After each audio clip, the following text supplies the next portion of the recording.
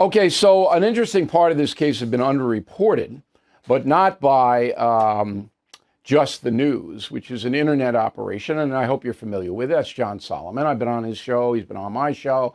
And so apparently, Fani sent Nathan to the White House twice, and maybe Fani herself went to the White House.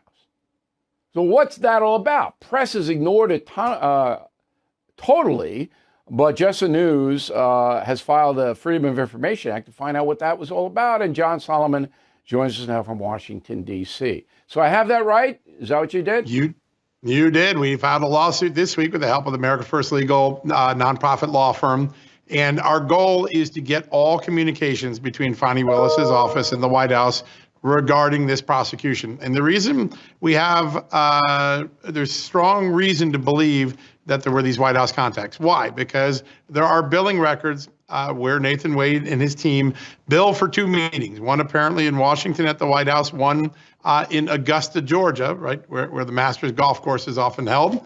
And there is no explanation for what it is. And then in a ancillary court hearing, they revealed that there were at least two documents of communications between the Biden White House and Fani Willis regarding the case. So we put a Freedom of Information Act request in. They came back and said, we don't have anything. And we said, well, you said in court you had something. You have billing records. So we're going to court now to force the disclosure of these records.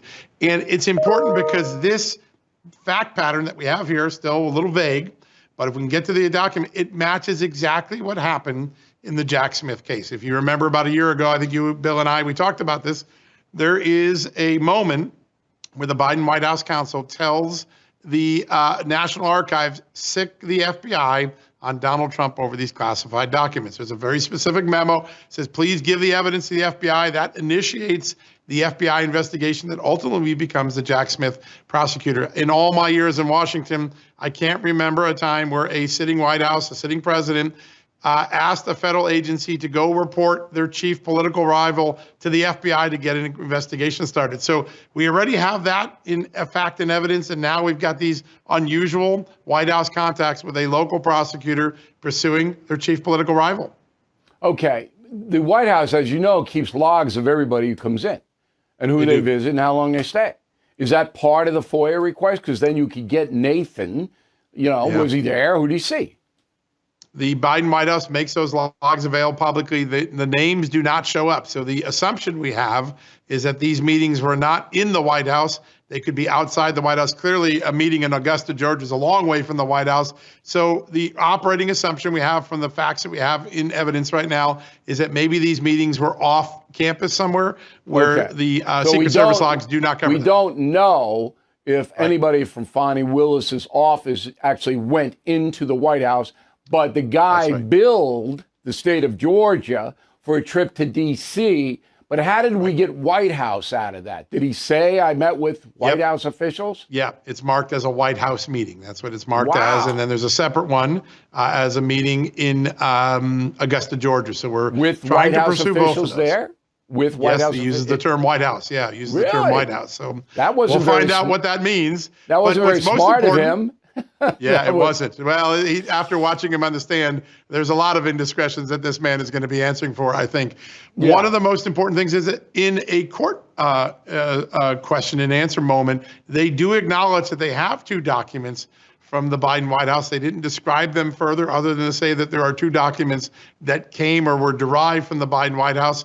That's part of our lawsuit. We want those documents. We want anything having to do with setting up these meetings, what was discussed in the meeting, what the follow-up with the meeting is. Why would a low-level guy like that be meeting with a White House official about what? So that's a big story. And, of course, I don't know of anybody but you that's really aggressively pursuing it, right? Not yet. No. I hope others follow us. I don't think Fox News has done it.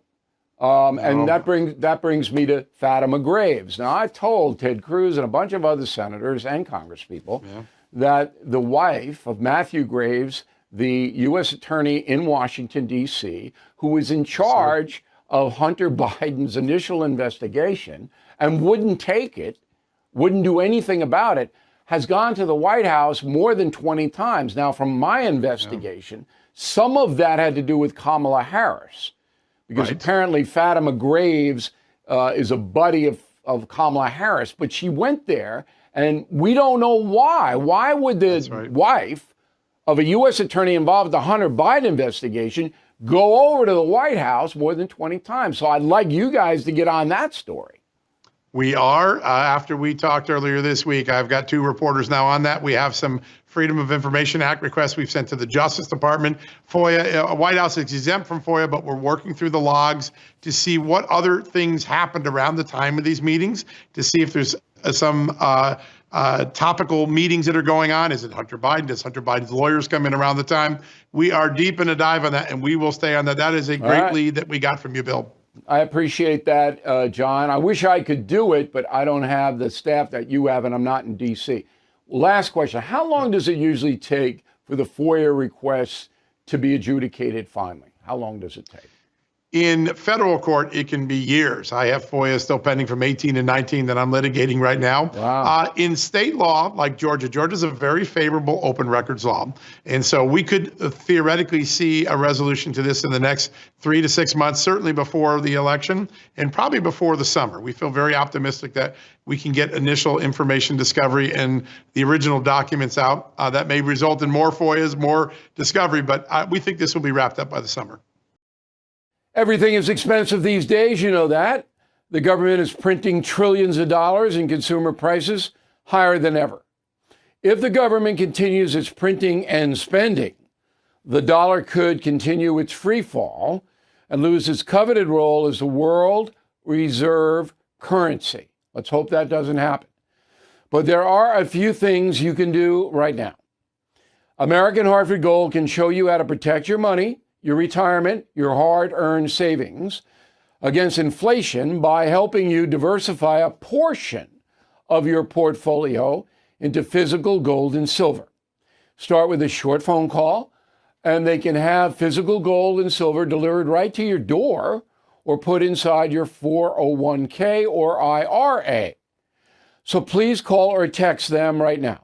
Tell them Bill O'Reilly sent you. Call 877-444-GOLD, 877-444-GOLD, or text GOLD to 65532. Again, that's 877-444-GOLD, or text GOLD to 65532.